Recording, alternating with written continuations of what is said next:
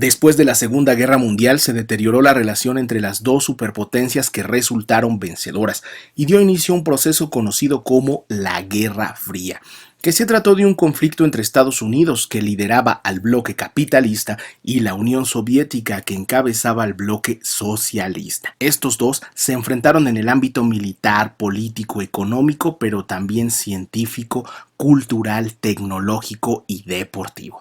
El combate por demostrar superioridad se podía presentar en cualquier escenario, desde una justa deportiva o hasta la conquista del espacio exterior, pues todo era campo de batalla de la Guerra Fría. Inició en 1947 cuando Estados Unidos intervino en Europa con la doctrina Truman y con el Plan Marshall, y finalizó con dos acontecimientos que hicieron temblar al mundo entero: la caída del muro de Berlín y la desintegración de la Unión Soviética. Ese nombre tan particular se debe a que las dos superpotencias nunca llegaron a enfrentarse de manera directa, ya que ambas poseían una enorme cantidad de armamento nuclear, lo que hubiese tenido consecuencias devastadoras o incluso significado el fin de la humanidad.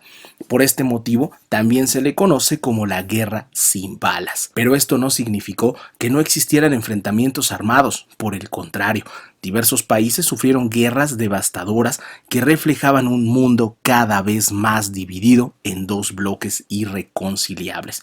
Además de las guerras, se vivieron golpes de Estado y movimientos revolucionarios en donde las dos superpotencias brindaron apoyo económico, militar o de inteligencia para asegurar sus áreas de influencia. Estados Unidos y la Unión Soviética se disputaban el mundo como si se tratara de un enorme tablero de ajedrez, con la finalidad de instaurar sus respectivos sistemas políticos y económicos. Al finalizar la Segunda Guerra Mundial, Estados Unidos y la Unión Soviética se disputaron el control del mundo.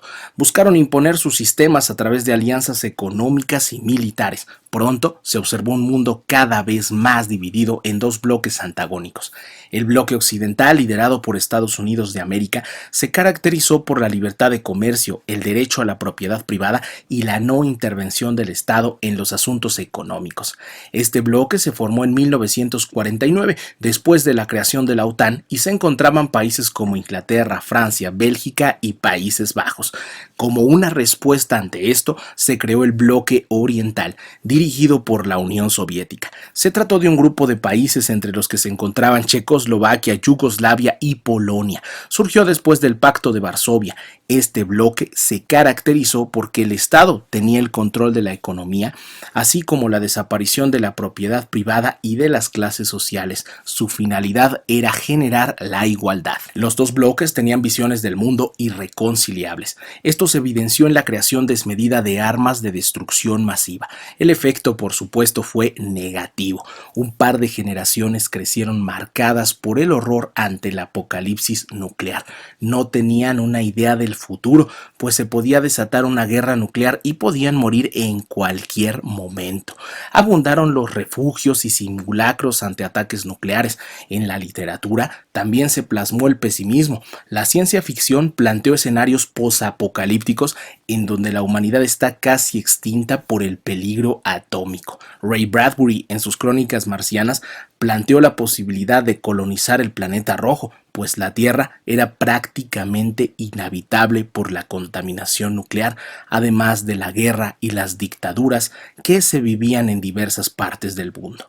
Lo que se vivía en el plano histórico, lo que se vivía en la realidad, influyó, además de en la literatura, en el cine.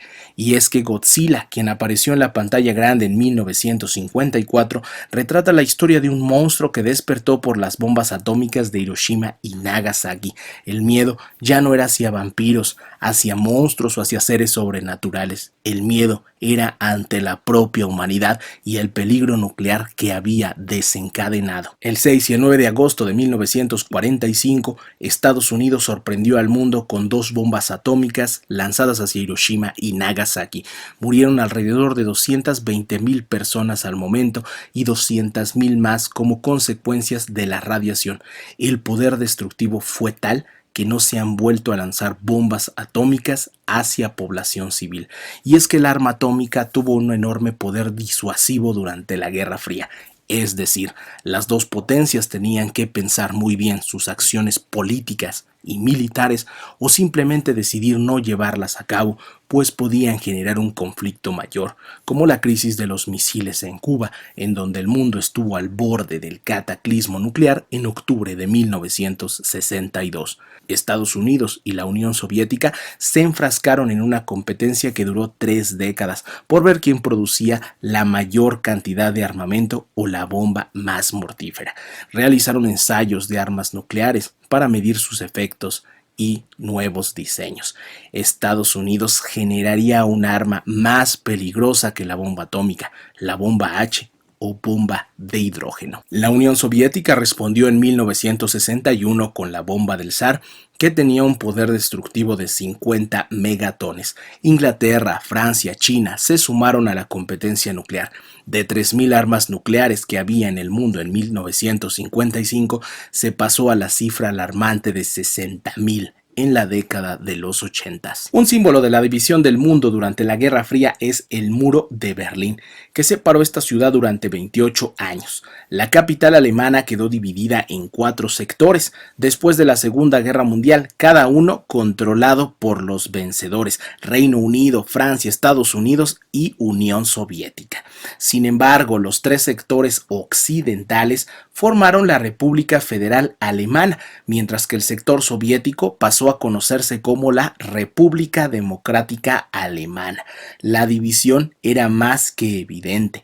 La parte occidental se desarrolló, reconstruyó y prosperó gracias a las inversiones, mientras que la parte oriental sufrió por su economía en crisis, estancada, y por la extracción de recursos para pagar los daños de guerra.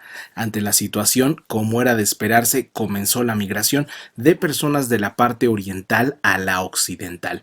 Buscaban mejores sueldos, bienes de consumo y, por supuesto, la tan anhelada libertad. Para que la economía no colapsara era necesario frenar las migraciones. El 13 de agosto de 1961 comenzó la construcción de un muro provisional. Se interrumpieron los transportes, no se podía cruzar y miles de personas no pudieron regresar a sus hogares o trabajos. En días posteriores continuó la creación de un muro que mediría 155 kilómetros y hasta 4 metros de altura. Era casi imposible pasar el muro, sobre todo por la llamada Franja de la Muerte, que era vigilada las 24 horas del día y en donde existía la orden de disparar a quien intentara escapar. Conforme pasaron los años, el atraso y la pobreza aumentaron. Es a finales de la década de los 80 que las protestas, manifestaciones e inconformidad eran insostenibles. La RDA tuvo que permitir el paso a la parte capitalista de Alemania. La noticia corrió como un reguero de pólvora. Miles de alemanes se dirigieron al muro y el 9 de noviembre de 1989 comenzaron a pasar a la otra parte de Alemania. Pero también, y en medio del júbilo y de toda una fiesta, comenzaron a demoler el también llamado Muro de la Vergüenza. Otro de los conflictos que surgieron durante la Guerra Fría y que permanece hasta nuestros días es el conflicto árabe-israelí. En diciembre de 1947, la ONU aprobó la creación del Estado de Israel en territorio de Palestina. Este hecho significó que los palestinos tuvieron que abandonar sus territorios. El Estado de Israel comenzó poco a poco a expandirse y otros países árabes le brindaron apoyo a Palestina. La guerra no se hizo esperar. Israel ganó la guerra apoyado por Estados Unidos y el bloque capitalista. El conflicto y las guerras continuarían. Pronto, la Unión Soviética también se hizo presente, pues estaban en juego puntos geográficos estratégicos, así como el control de recursos como el petróleo. Medio Oriente se convirtió en un escenario más de la Guerra Fría y las superpotencias apoyaron a diversos países con armas, ejército y recursos. Yo soy Martín, te mando un abrazo bien fuerte, espero te haya sido de ayuda, cuídate mucho, nos vemos pronto.